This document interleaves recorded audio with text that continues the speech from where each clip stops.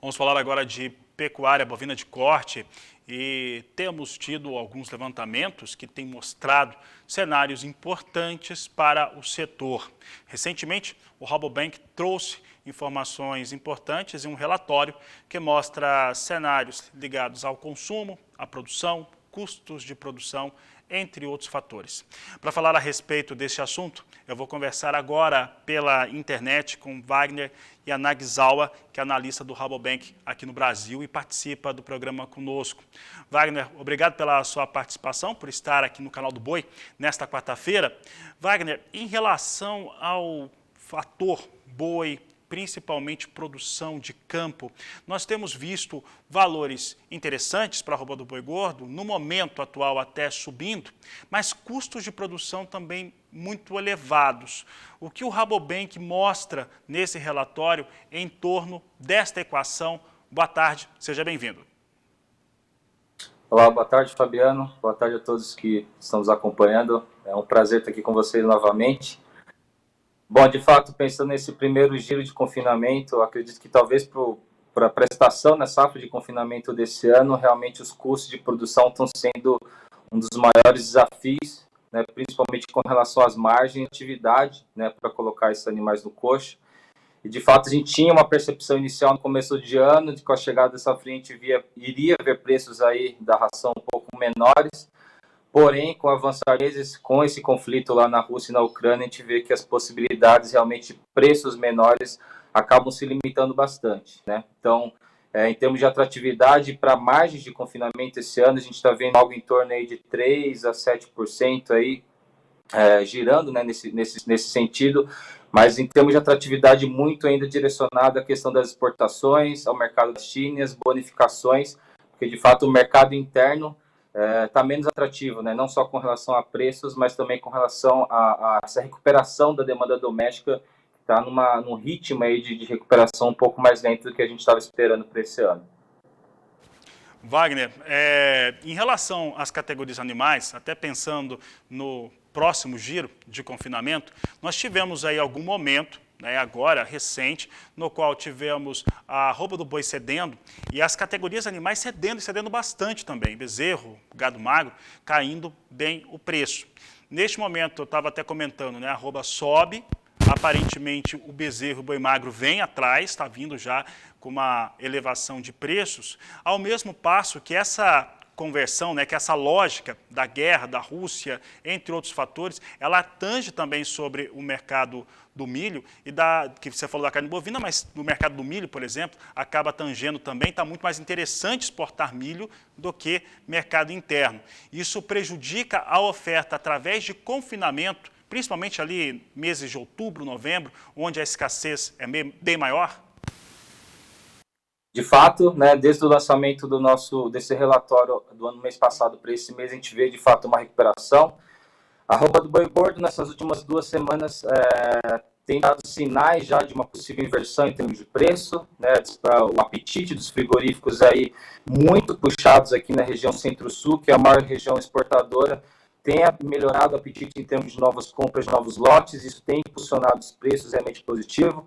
Preços futuros também tendo uma recuperação, então realmente isso é positivo em termos de margem.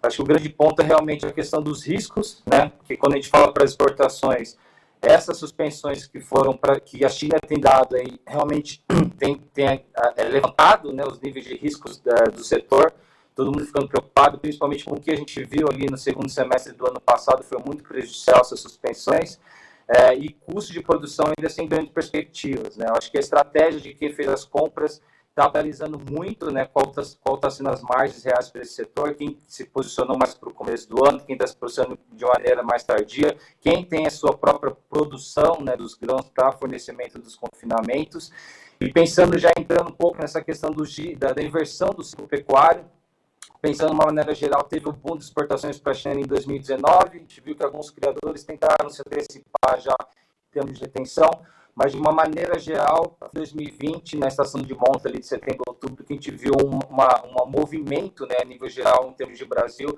de retenção de fêmeas, Quando a gente pensa na evolução desse rebanho, a gente viu que no começo desse ano, né, após o momento de parição e a desmama, um volume realmente bem importante de animais de cria chegando no mercado no começo desse ano. Isso, sem dúvida, foi um fator que tem impactado diretamente aí nessa queda dos preços aí do bezerro. Teve uma recuperação, como você disse, aí nas últimas 2 semanas, mas ainda no parcial de junho a gente está vendo uma queda ainda nos preços no indicador de bezerro de CPE aqui em São Paulo. Então, se a gente for ver, os preços estão caindo desde janeiro, em termos de reposição, isso é positivo, sem dúvida.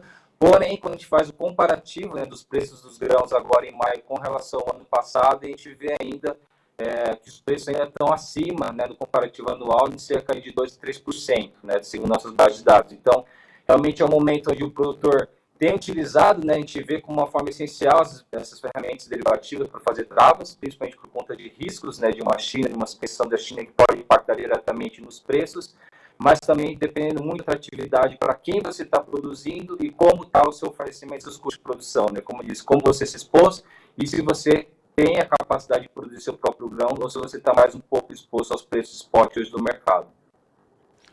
Wagner, para encerrarmos aqui a entrevista, com os alinhamentos que você acaba de destacar e pensando principalmente no consumo, nós temos uma realidade econômica no Brasil que mostra que o consumo interno, doméstico, vai continuar capengando por um tempo.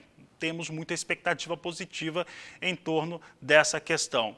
Até por ser ano eleitoral, também temos aí uma estimativa que o dólar deve permanecer em alta.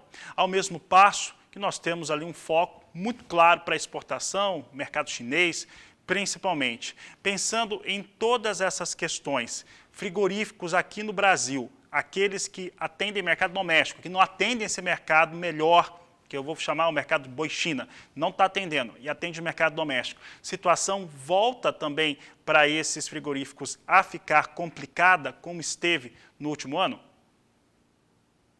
Perfeito. Bom, esse ano, no segundo semestre, sazonalmente, o segundo semestre, a gente tem níveis de demanda do mercado doméstico um pouco maior que o primeiro.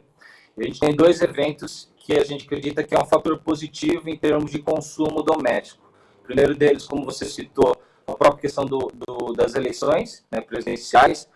A gente vê que se a gente for analisar o histórico dos preços em momentos de eleição, a gente vê uma correlação positiva do preço do boi gordo com a eleição, né, em termos de recuperação de preço, ao mesmo tempo que a gente vê que essas questões dos preços, né, o fundo eleitoral que está sendo utilizado esse ano, para esse ano a gente vê que parte desse fundo vai acabar sendo destinado em termos de consumo, vai acabar se revertendo em termos de consumo interno.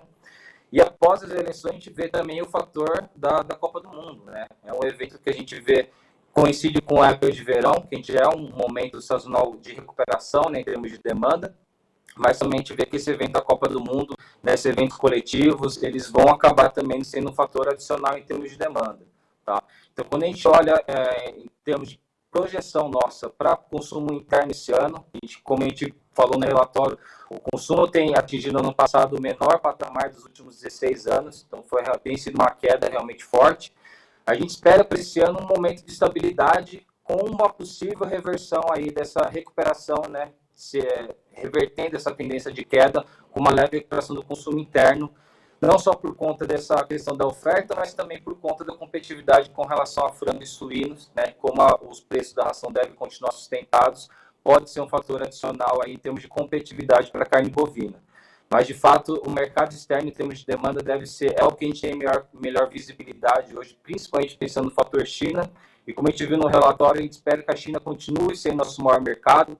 Até 2025, eles têm uma expectativa de importação aí de atingir o volume de 2,6 milhões de toneladas, sendo que só o Brasil deve participar aí com 1,3 milhões de toneladas desse volume. Então, realmente, nosso desafio realmente está maior para o mercado interno do que o mercado externo em termos de visibilidade e projeção.